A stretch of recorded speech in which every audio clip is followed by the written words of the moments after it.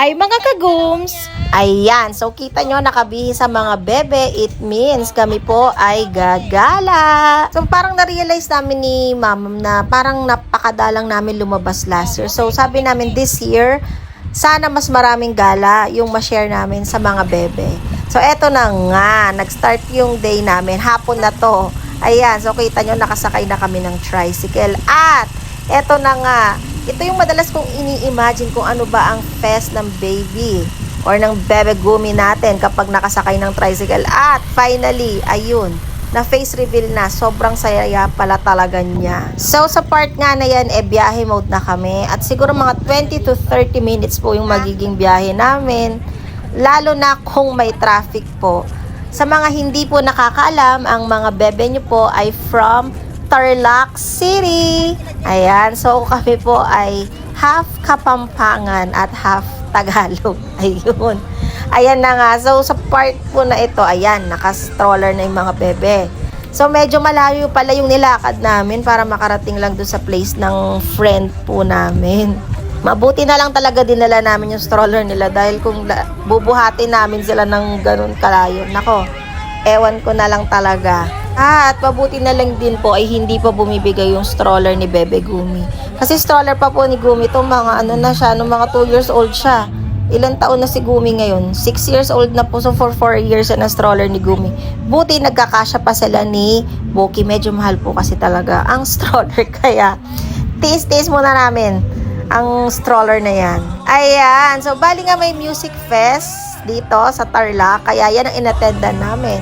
Paano ba naman? Si TJ Monterde ang pupunta. Kaya naman for the go talaga kami ni Mama. At syempre, sabi namin, sama natin ang mga bebe. Ayan, so dyan sa part na yan, wala lang. Yan, kuha-kuha lang kami ng video. At actually marami pong ano dyan, food stall. So, as in, parang isang buong lane na puro pagkain. So, kami kumain, hindi ko na pala napakita ko ano yung kinain namin. Kumain kami sisig, barbecue, hotdog, ayun, Big Mac. Ayan, sama namin. Ayan, so after namin kumain, syempre, turn na ng mga bebe natin. At nakikita nyo po ba yung foldable bowl na yan? Yan, lagi namin dala yan, syempre. Para pag sila naman ang kakain, o diba, napakaganda ng kakainan nila. At ayan, actually, si Gumi po hindi kumain ng time na yan. Si Boki, sabi ko naman po sa inyo si Boki, basta kainan walang inaatrasan niya. Ayan, so, yung time na yan, pinag-rice na namin si Boki po. At, syempre, nung turn na ni TJ Monterde, todo labas na talaga kami para manood.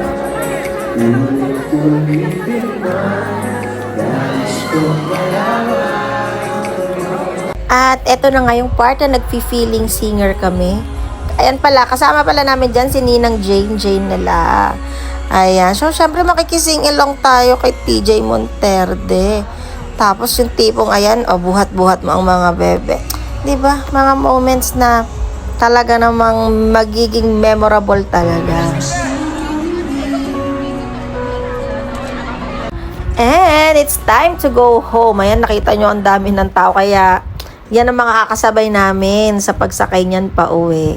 Ayun. At eto na, pauwi na kami ng mga panahon na yan. Makasakay sana kami agad at ang layo pa namin.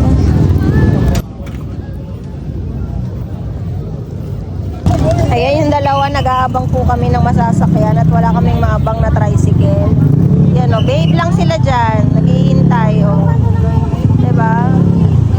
Medyo matagal-tagal din po kami naghintay kasi nga sabay-sabay po nagsiuwihan yung mga tao. Pero buti na lang, ayun, may manaawa sa amin at pinasakay po kami ng mga bebe. Mga 12:30 na yata ng gabi to. And imagine, gising pa yung mga bebe at gising pa kami. Pero syempre, ano rin naman po, bihira lang naman to at least nag-enjoy kami at bagong experience po yon para sa amin at para sa mga bebe. Well, abangan nyo po yung mga susunod namin gala and sana panood po kayo lagi. Yun lang!